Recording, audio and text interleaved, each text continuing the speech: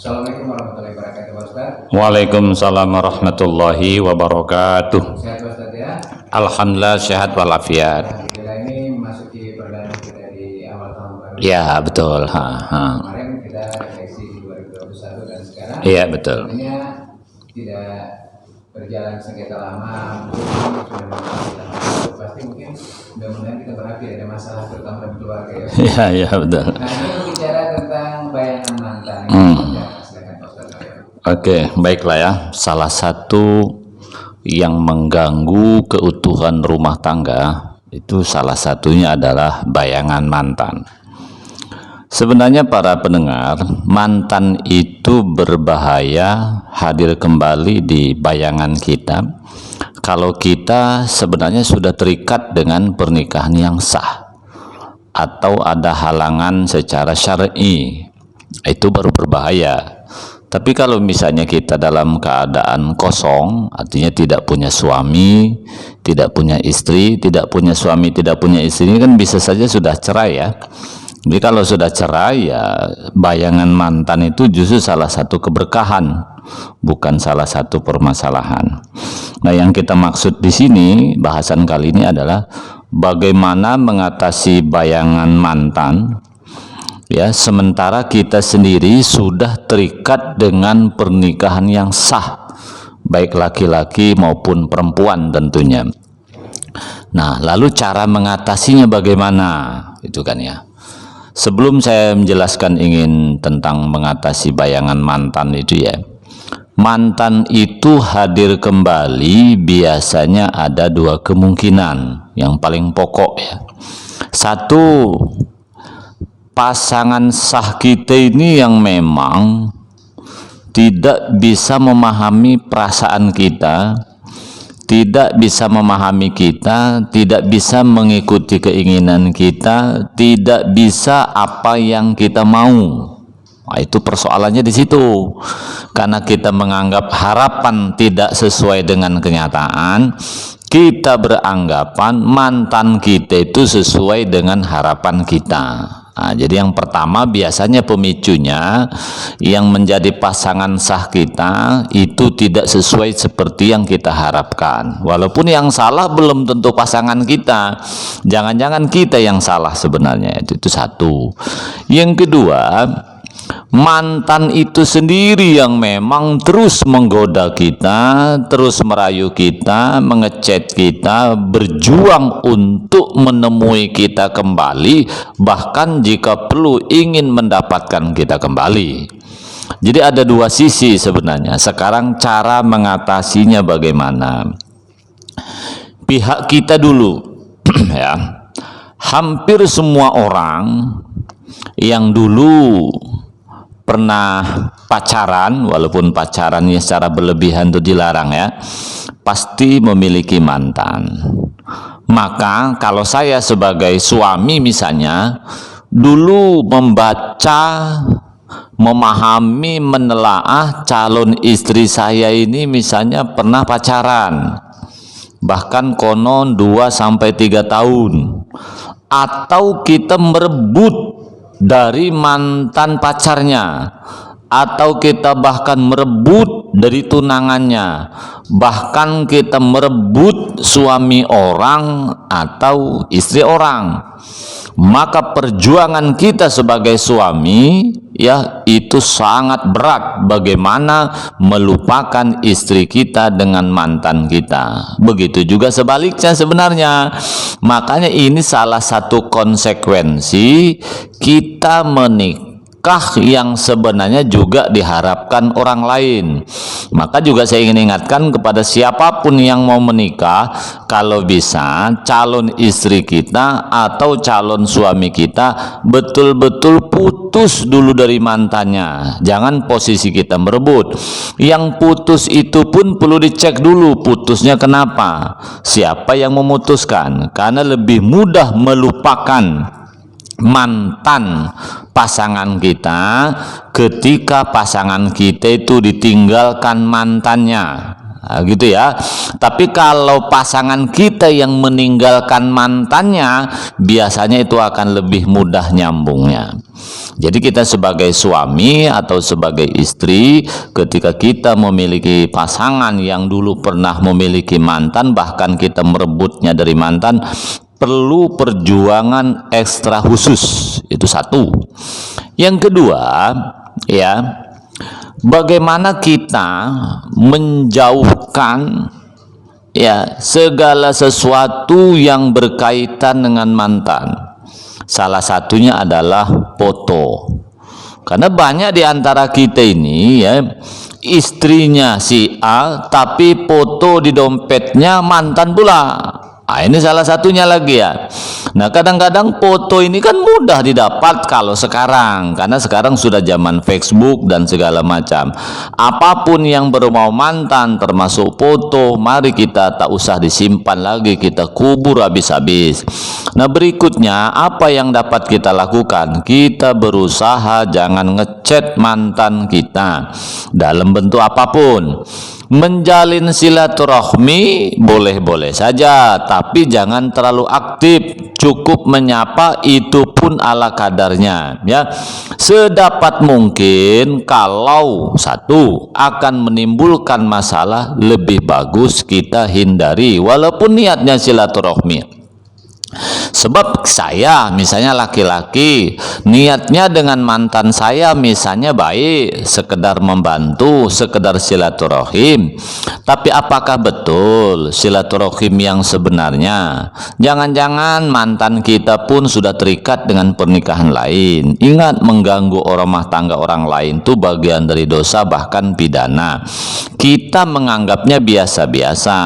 Pasangan kita, istri kita, suami kita justru menganggapnya itu masalah yang luar biasa, bukan yang biasa-biasa. Intinya, kalau kita sudah menikah atau terikat dengan pernikahan yang sah, maka kita tidak usah bermain-main dengan mantan walaupun niatnya baik, kecuali mendapat persetujuan dari pasangan sah kita dan berniat untuk kebaikan, bukan untuk perselingkuhan. Seperti itu ya.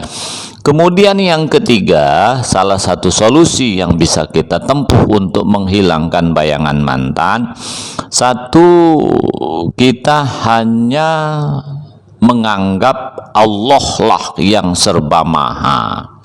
Sebab itu yang menganggap mantan kita adalah orang baik gitu ya. Karena kita sedang beranggapan suami kita tidak baik.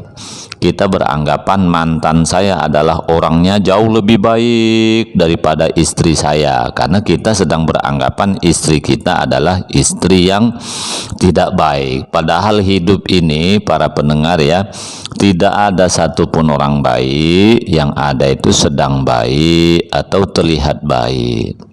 Tidak ada satupun orang jahat, yang ada itu sedang jahat atau terlihat jahat. Apa maksudnya?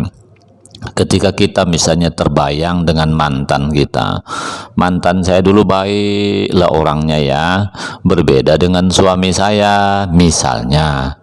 Kenapa bisa seperti itu? Ya, mantan dulu kan tak lama hubungannya, sehingga nggak tahu dia ya hitam putihnya, belum tahu persis, belum dicoba. Sementara kalau suami kita sudah serumah, bahkan satu kasur, jadi sudah ketahuan dia, bau keleknya pun tahu rasanya ya, penciumannya pun kadang busuk. Nah, sementara mantan kita mungkin kan tidak terlalu akrab, sehingga yang kelihatan yang baik-baiknya saja, sementara pasangan kita kan sudah kelihatan.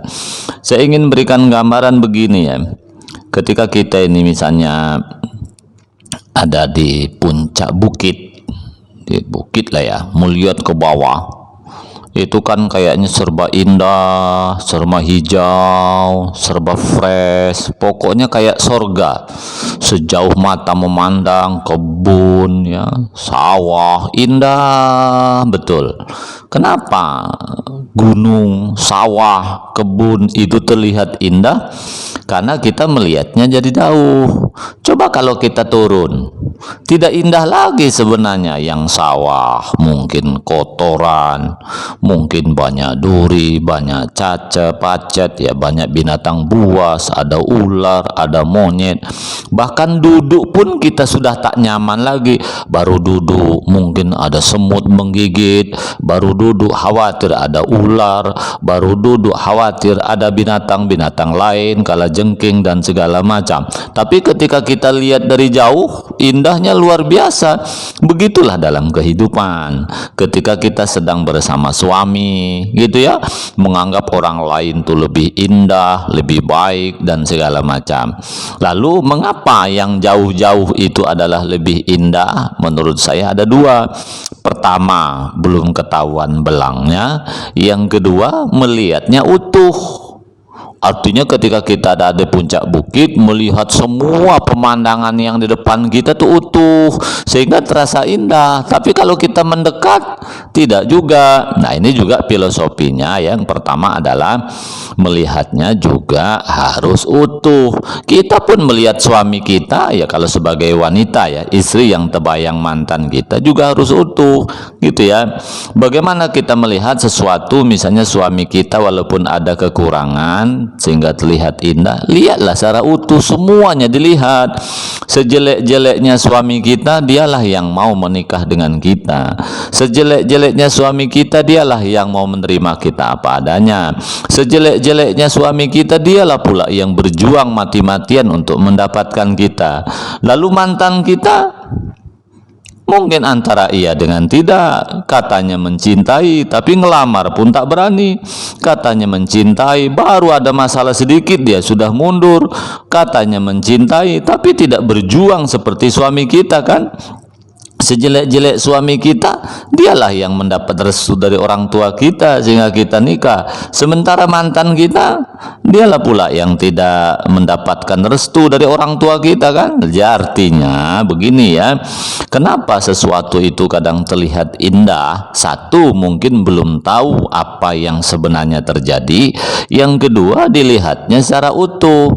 Sementara suami kita atau istri kita sudah tahu belangnya. Yang kedua, karena kesalahan pola pikir kita melihatnya tidak menyeluruh, maka terasa tidak indah. Kemudian yang terakhir, menghilangkan bayangan mantan ini sebenarnya ya, kita harus rajin bersyukur kepada Allah Subhanahu wa Ta'ala bahwa apa yang ada pada kita, mana pasangan yang ditakdirkan Allah kepada kita, itu adalah bagian takdir yang sudah ditetapkan Allah Subhanahu wa Ta'ala. Dan pasangan syukur adalah sabar.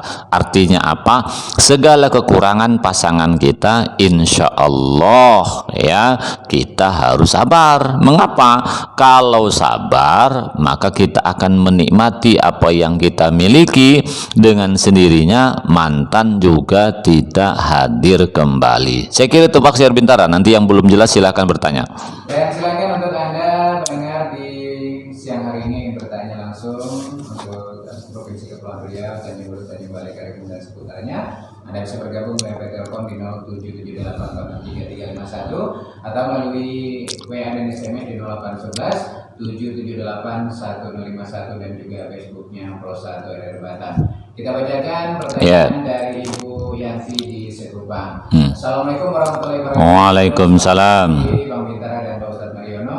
Yang saya ingin tanyakan nih Pak Ustadz, walaupun sudah bercerai hampir 7 tahun, apa hukumnya nih untuk muslimah kira-kira bertemu kembali dengan sang mantan? Mungkin tidak disengaja akhirnya terjadi pertemuan, karena saya sudah beristri juga dan dia sebaliknya juga sudah memiliki seorang pendamping. Bagaimana nih hukum Islam Pak Ustadz?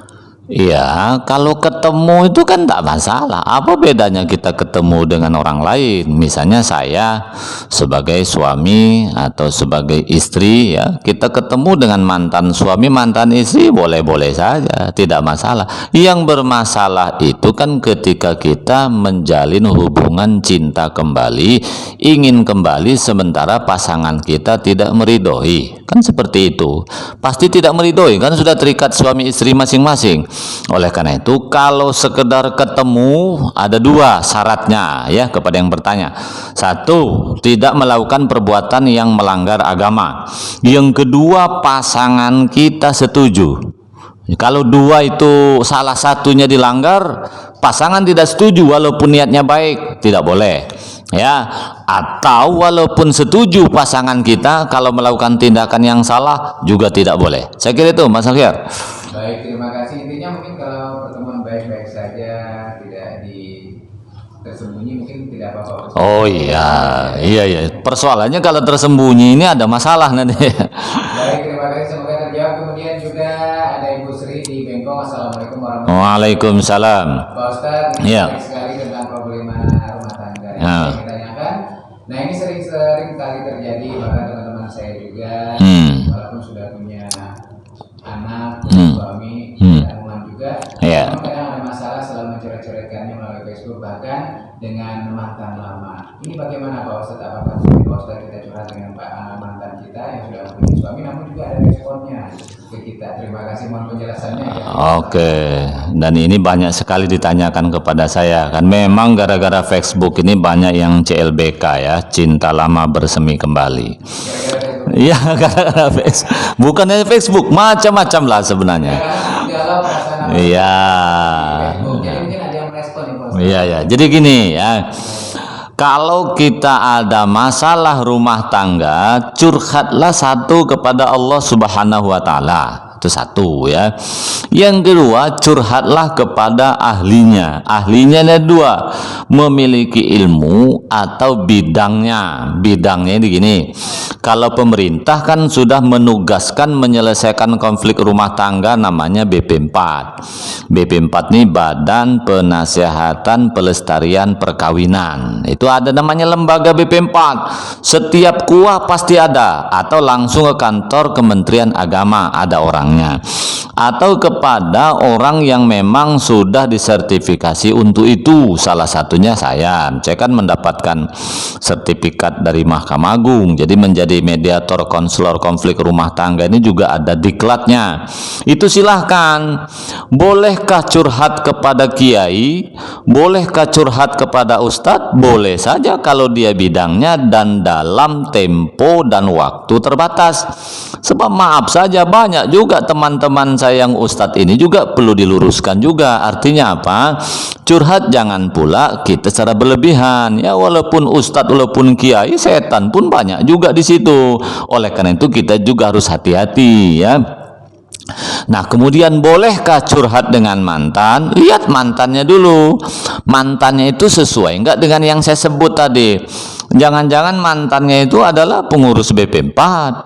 Jangan-jangan mantan itu memang sebagai mediator, boleh-boleh saja, tapi kira-kira akan timbul rasa tidak yang mengganggu pasangan kita. Walaupun mantan kita itu memang ahli di bidangnya, lembaga yang menangani itu, kalau manusia kan tetaplah manusia. Kalau kira-kira curhat dengan dia malah mantan kita itu menanggapinya beda, artinya tidak profesional, menurut saya tidak boleh. Boleh saja curhat dengan mantan kalau kita belum memiliki suami atau sudah terputus dengan pasangan yang sah. Menurut saya jawabannya tentunya tidak boleh ya, kecuali kitanya memang sedang tidak terikat dan mantan kita itu juga tidak terikat. Cuman kalau sama-sama terikat tidak boleh. Saya kira itu. Ya, mungkin ini yang dikhawatirkan ya Pak Ustadz. Iya, betul. Nanti lama-lama mungkin merasa nyaman dan sebagainya, itu yang menjadi bahayanya. Oh iya. Jadi tentunya harus kita pintar dan waspada, banyak problema yang hidup ya. Iya. Pak Ustadz tadi juga ini bukan pertanyaan di sini saja, namun ini sudah sering ditanyakan. Iya, betul. Kenapa harus mencurahkannya semuanya di Facebook? Iya, betul. Menjadi kendala. Oke, kita lanjut lagi. Silakan, kami tunggu. Mungkin ada yang melalui via telepon bisa bergabung langsung ya. Anda bisa bertanya langsung bersama Sumarina SAG di Keluarga Sakinah. Tentunya bisa Anda dengarkan setiap hari Jumat pukul 10 sampai dengan pukul 11 waktu Indonesia Barat. Kita lanjut bacakan dari Pak Yanto di Bengkong. Assalamualaikum warahmatullahi wabarakatuh. Waalaikumsalam.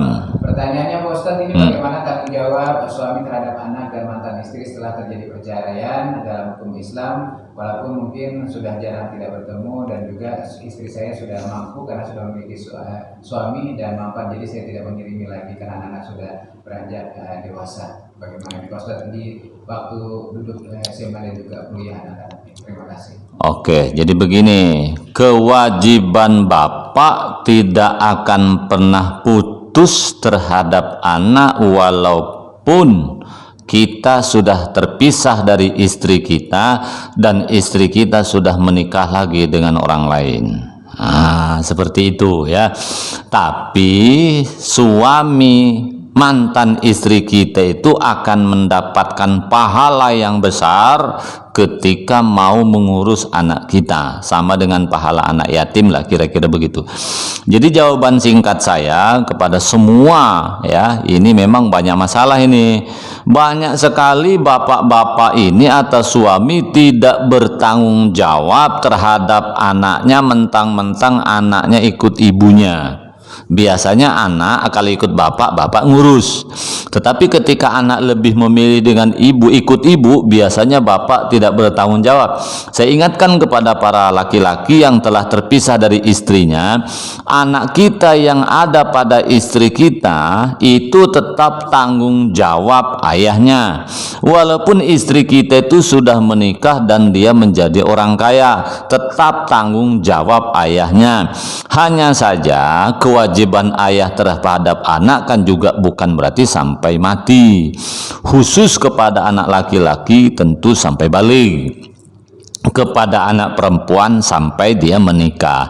Jadi maksud saya, sebagai laki-laki, sebagai ayahnya yang telah terpisah dari istrinya, kewajiban terhadap anak itu sebenarnya bukan anak kita seumur hidup. Kalau anak kita laki-laki yang ikut mantan istri kita, dia sampai balik, sampai dewasa, ya sekitar 15 tahun ke atas lah menurut hukum agama ya. Tapi kalau menurut undang-undang itu 19 tahun.